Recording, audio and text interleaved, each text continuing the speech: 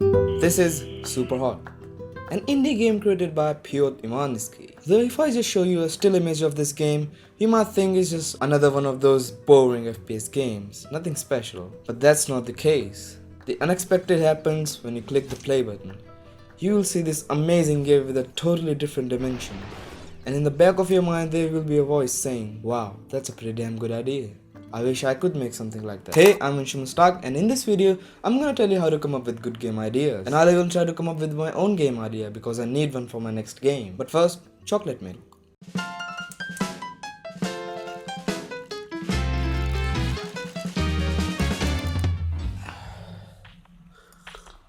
Alright, step 1. At this point you have nothing on the paper. In fact, you don't even have the paper. So go get a paper and a pen or Milanote or MS Word, whatever works for you. After you've set up and ready to go, think about a game idea that just excites you.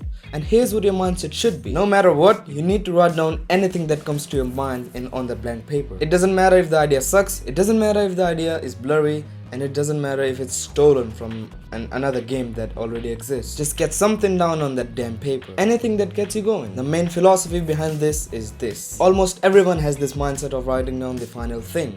Like, I'm gonna process this thing in my mind, and after it's all processed and done, then I'm gonna write it down. And let's be honest, this philosophy never worked, did it? Because it sucks, and that's not how a human mind works. The better way is to start with a base, and then work on it a bit to make it better, and then again work on it to make it a little bit more better, and keep doing that until you're satisfied with the final result. That's a more realistic way of getting somewhere in your project, which in our case is the game idea. If you're struggling in this process, here are some things that good game developers recommend. The first point is just play games. Now, some things to keep in mind. It's easy to get inspired by games like GTA 5, Titanfall, and God of War, and then think of making something like that. Look, I'm not gonna say that it's not possible. Of course it's possible, but only if you have a budget of $500,000 and at least 500 employees. That's not hard, is it? So I recommend playing indie games, which were made by a small team or a single person. Some examples are Firewatch, Thomas Alone, Cuphead, and Hollow Knight. They are great, and I'll leave a link in the description for you if you wanna download them. One more thing I found that works pretty well is to play old games and, steal some of that idea. I meant get inspired by that idea. Don't steal. That's bad. That's just bad. The second thing you can do is join game jams. Now, if you have joined game jams in the past, we both know how fast our mind starts working once we join game jams. Whenever you're short on time, your mind starts to work efficiently. And games like Super Hot and Snake Pass got their ideas from game jams. So it's something you should take a look at. The third thing I can recommend is just go out. Get away from the damn computer and take a walk or something, because you need to let that idea come to you and don't force too much or your brain will get burned out pretty quick. And who knows, you might see something in the outside world that excites you and you might make a game about it. And you can also watch a movie or a web series, that will work too. Remember, the only thing we are doing is just getting from nothing to something, and go with anything that works out for you. Now that you have that base, write it down in a single line, like an FPS shooter or a 2D platformer. For me, I wrote down a car simulator game because I wanted to try that out for a long time. Before moving forward to our next point, this section is inspired by Jonas Tyroller's How to Come Up with Great Game Ideas video, and I wanted to cover those points because they just work, and I want to tell you about them. The second step is, after you've got something on that paper, it's time to make it more appealing and more exciting. It's time that you really turn that idea into something that's unique and more appealing. And that's where the creative you comes in. One of the best marketing strategies is this: make a product that people already know and change it enough to make it new and unique. And the same thing works with games. You don't need to come up with a whole new genre or do things whole differently. Take what's already working and add your own uniqueness, style, and touch to it. For example, a game about playing soccer or football, whatever you wanna call it. I'm not even in the debate, I'm Indian. Now, a game about playing football sounds boring. But how about you play soccer with cars rather than humans? That just opens up a whole new dimension of game ideas and stuff you can add to your game. And that's more appealing. And by the way, that game already exists. It's called Rocket League. It's a nice game, you can check it out. And one more example is a 2D platformer where you complete tasks to move to the next levels. But you can reverse time whenever you like and use the time to clear levels. Sound familiar? That's brilliant. You should take it. It's amazing. Remember, the twist can be anything. It can be a game mechanic, a graphic, or just anything. Remember, it's all about thinking out of the box and being creative. No rules, just guidelines. For me, I wanted to create a combination of two genres, so I came up with a car simulation game, plus it's an FPS shooter. Think as creatively as you can and write it down. No, I seriously mean it, just write it down. It's important. Write it down. The next step is the location. Is your game situated on a different planet or is it situated in a creepy house? Anything that your mind likes, be free and it's your game. I wanted to make a post-apocalyptic type scenario, so I wrote down a post-apocalyptic game situated in the year 2971, and the game is something like the outcome of a robot war.